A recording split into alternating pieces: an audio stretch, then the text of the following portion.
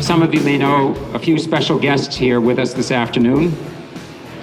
I'm going to try not to step on this. Okay, the bike we're going to show here, it took an American from Texas to his first MotoGP win in Assen this year. And it helped us celebrate a very important anniversary for Yamaha Motor Company, which is the 50th anniversary that our company has been competing in World Grand Prix. And I think without further ado, this is the YZ RM1 as ridden by Ben Spies from Texas. And afterwards, I want you to come up, take a close look. This is a beautiful piece of engineering here. So with that, we do have some special guests. I want to introduce, first of all, fresh from a bicycle ride and a second consecutive American Superbike Championship. Please welcome Josh Hayes, ladies and gentlemen. Give him a big round of applause.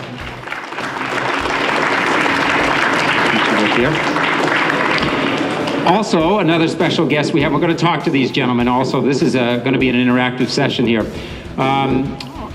The Rookie of the Year this year in MotoGP, I got that correct, Cal? Please welcome from England, the Isle of Man he hails from. Please welcome Cal Crutchlow, ladies and gentlemen. Cal, come on up. Why don't you guys maybe stand up here?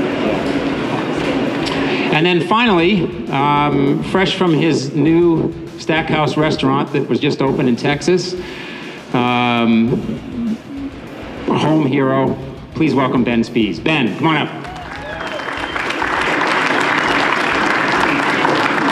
Okay, so I'm going to ask him just a little bit of a question, and then this is going to be an interactive session. We have plenty of time. We encourage you to ask these gentlemen questions, if you will. So I'll start with Josh. Josh, you won your second consecutive American Superbike Championship. For those that didn't see the last race, Josh had to, he had to finish third or better if his competitor won the race. On the last lap of the last race, Josh was in fourth. So he had to dig, and dig he did, and he won. He finished second in the race and won the second consecutive championship. So once again, Josh Hayes. Josh, tell us a little bit about the year, and let's just talk about that last race. Probably harder on my wife than it was on me, watching from the sidelines. But you know, all in all, we showed up with a good weapon with our Yamaha, and it was a pretty good weekend. I was pretty confident after having won on Saturday, and Sunday's race played out a little bit differently, but as nervous as my team and my wife were, I felt pretty confident. I had a couple of good ideas, and we were able to pull it off, and getting another championship's fantastic. Yamaha's been so good to me. It was good to be able to repay them with another championship, and then I actually did get to ride one of these machines in a little bit different colors, but and man, that was a good time. That was really fun, and I enjoyed my time on that. So they've treated me well, and thanks to you guys also. Josh Hayes, ladies and gentlemen. I'm going to move around here. Cal Crutchlow, MotoGP Rookie of the Year. Kind of an up and down season. Ended off last race pretty darn good for you. It's a tight battle with the other gentleman who is going for Rookie of the Year honors. Can you comment about the season, just overall the season, how you feel about MotoGP Rookie of the Year? Yeah, it's nice to be here. Nice to be here in California, and no, the season went quite well. I was pleased overall. We were in for Monster Tech 3 Yamaha team, and yeah, the season was up and down. Some injuries, but some highs, and especially ending the year on a high with Rookie of the Year in the fourth place in Valencia. So the test on the new 1000cc Yamaha went well, and we can go into next year quite confident and. You know, a little less pressure, I think. So I look forward to that. Thanks very much, Cal Crutchlow, ladies and gentlemen. Moving up to the new restaurateur, Ben Spies. Ben, I think you had an up and down year, but the Assen race was something special for all of us, and I'm sure for you as your first MotoGP victory. Can you comment on that just a little bit? Yeah. the year, like you said, was probably the most inconsistent year I've ever had. I wasn't really happy with it, but we did, we got some podiums and we were able to win a MotoGP race, which is, my dream, and we got to be more consistent next year and try to do it more. But, the way it happened at Assen with such a, historical, the oldest track on the calendar, and then, the first weekend we had the 50th anniversary colors, all the, the old Yamaha stars were there.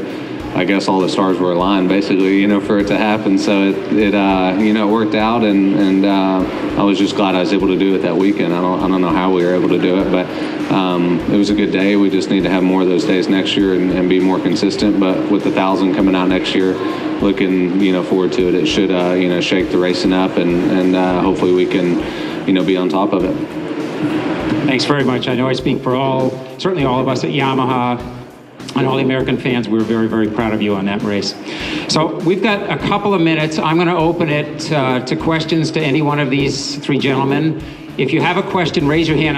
I'm going to run the microphone out to you so everybody can hear the question. Raise your hand. Any questions for any of these gentlemen back here? Yeah, question for Ben. Last turn, Valencia, anything you do differently? You know you're going to get that one. Yeah, you want the real answer? No, actually, honestly, the way the last month went for me, with like 6 crashes and 6 straight sessions, and it was pretty crap. So I mean, the way the race went, and when we were in 4th place going to 2nd place, that was the goal. And then all of a sudden, with 4 laps to go, Casey was in front of me. I didn't even see him the whole race until then. So I wasn't even thinking about winning a race. But started raining heavy, and it was just a a chaotic race. Well, they were both in it with us, so it was a horrible race for us. But the race to finish 2nd, I didn't lose sleep that night. I was actually happy because like I said, the leading, the last 4 weeks leading up to that was one of the worst 4 weeks we had ever I'd ever had on a motorcycle. So I was actually happy with the 2nd place, but I wish we could have won it too. Any other questions for either Josh, Cal, or Ben? Any questions? Kento. Question for Josh. So, for a person that doesn't profess to use traction control, how did you feel about the system on the M1? I like that. For a guy who doesn't profess to use traction control, you rode my bike, I showed up with an open mind. I figured I have a 370-pound motorcycle with roughly 210 horsepower. I was getting on a 300-pound machine with 240 horsepower. You're probably going to need some traction control. So I showed up with an open mind. The system worked really well. I'm pretty confident that we're going to implement more traction control and use it as a tool. The big thing is it's just it's not as simple as you put it in and you just go faster. We got to be able to make it work well and use it as a tool to help improve your riding. And it's not as simple as just throwing it in there. So I feel confident this year we have a good motorcycle and we'll be able to spend a little more time making that happen. But the bike was a dream to ride. And the electronics were definitely not the eye-opening part of riding a MotoGP bike. The sheer acceleration, that was probably a bigger one. Thank you. Any other questions? I thought I saw a hand over here someplace. Question? Steve-O. This is for Cal and for Ben. You guys both came out of superbikes. Now you're looking at 1,000 cc's. Are you feeling more at home now as you're testing the 1,000 cc bikes? Does it feel like, oh yeah, this is right, now I got torque again? Tell me about that transition for you.